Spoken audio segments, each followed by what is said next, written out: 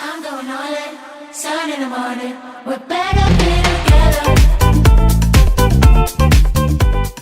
C'est le moment de faire le débrief de notre saison 2.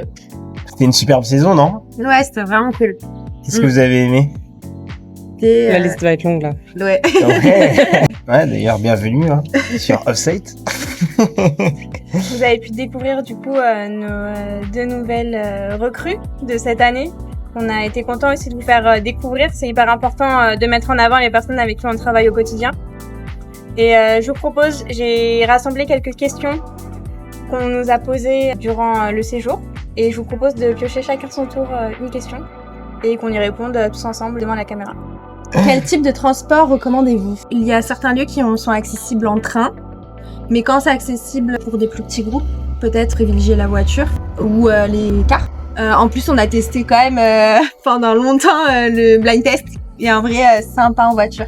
C'est vrai. Ça occupe bien les trajets. Je pense les trains pour les plus gros groupes et quand c'est possible, le car ou la voiture pour vraiment les tout petits groupes. Ça, après, l'idée, c'est vraiment qu'on s'adapte à chaque brief.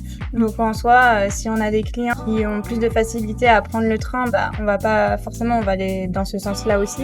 Nous, on sera là en tant que conseil. L'idée, c'est de vous faire passer un maximum de bon temps dans les transports. On sait que c'est une appréhension aussi. Et voilà, c'est d'optimiser et, comme dit Emma, de trouver des solutions pour faire passer le temps en voiture. Le blind test, c'est une très bonne solution. Quel est le lieu qui offre le plus d'expérience? Ah bah, ça tombe bien que ça tombe sur toi. C'était pas du tout prévu. Pourtant, ça a été remélangé, dingue. Ça dépend de ce qu'on recherche. Moi, il y en a deux qui m'ont particulièrement marqué et qui n'ont rien à voir l'un avec l'autre. Il y a les tiny house, parce que si on veut un côté très naturel, un peu excentré et ressources, c'est vraiment le type de lieu auquel j'irai directement, parce que globalement, dans Paris, on ne trouvera pas. Donc, c'est vraiment le moment de faire une pause. Et le Jan in the Forest, le tout premier qu'on a fait, surtout parce qu'il a été refait et qu'il en vaut vraiment le détour.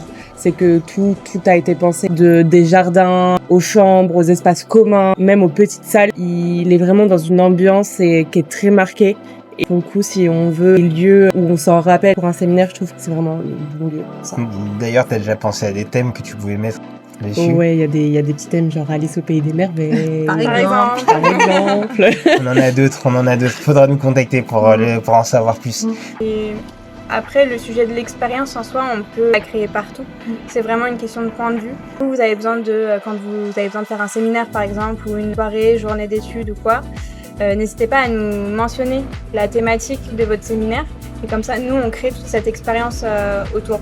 Donc, bien sûr, il y a les lieux, mais après, il y a tout ce qu'on peut rajouter au-dessus du lieu.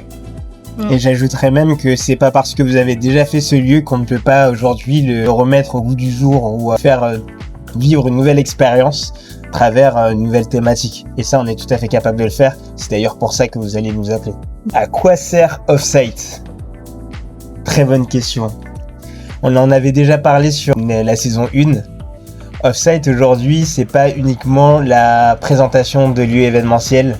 Vous-même, vous pouvez aller sur internet et puis regarder les différents lieux.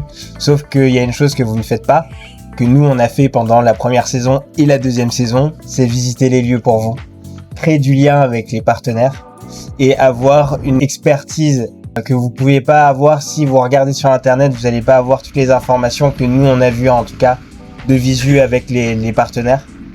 Donc là-dessus, Offsite, c'est un concept qu'on a créé qui regroupe beaucoup de notre métier, donc on fait vivre notre métier à travers ces vidéos.